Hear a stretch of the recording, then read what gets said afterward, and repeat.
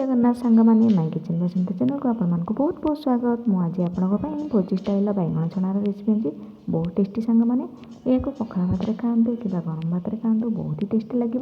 तो चलते आम यार रेसिपी जाना ता पूर्व जो मैंने मो वीडियो को लाइक करना लाइक कर दिंतु, शेयर कर दिंतु, सब्सक्राइब कर दिंतु और सब्सक्राइब बटन पाखे ଥିବା बेल आइकन को प्रेस कर दिंतु जहाँद्वारा मोर सब नया वीडियो नोटिफिकेशन आपको पाखे सर्वप्रथम पहुँच पार और वीडियो को आरंभ शेष पर्यटन देखते। तो बैगण नहीं चारोटी भल भाव गोटा धोई देती धोईक छोट छोट भाव काटिदेवा।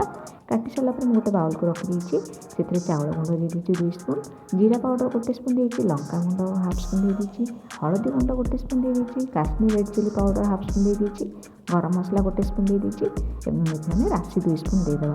राशि पकड़ा द्वारा बहुत टेस्टी लगे सांगे मैंने बहुत बास्ना भी होता है। तो लुण ए स्वाद अनुसार देदेवा देकी आम से 2 स्पून पानी देदेवा। पानी बेसी देवेनि सांग मैंने पानी होगले आम मसला भी गोटे भल लगे और टेस्टी भी लगे।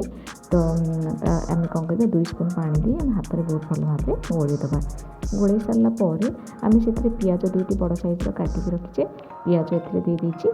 पियाज दे सारापर पुणी आम गोलेदेवा।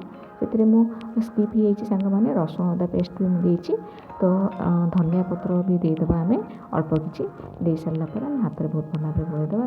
गैस ऑन कर कड़े बसा कड़े छाणिया तेल देदेवा। तापर आम गोले रखी बैगण को अल्प अल्प देदेवा। दे सारापर मोर गोटे साइड हो सारा देखूँ तब आम उल्टेदेवा। उल्टे सारापर पुणी आम कौन करवा आउ साइड को उल्टेदेवा। गैस फ्लेम को आप इस समय हाई रखिए। तापर देखो मोर प्रस्तुति हो गला बैगण छणा भोजी स्टाइल बैगण छणा। गैस आम टिश्यू पेपर बाहर करदे छाणिकी बाहर करके आम रखीदे।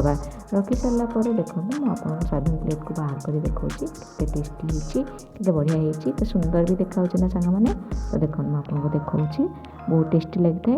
यह देखूँ यह करते और केमी लगे मत कमेंट मध्यम निश्चित रूपे जनइबे।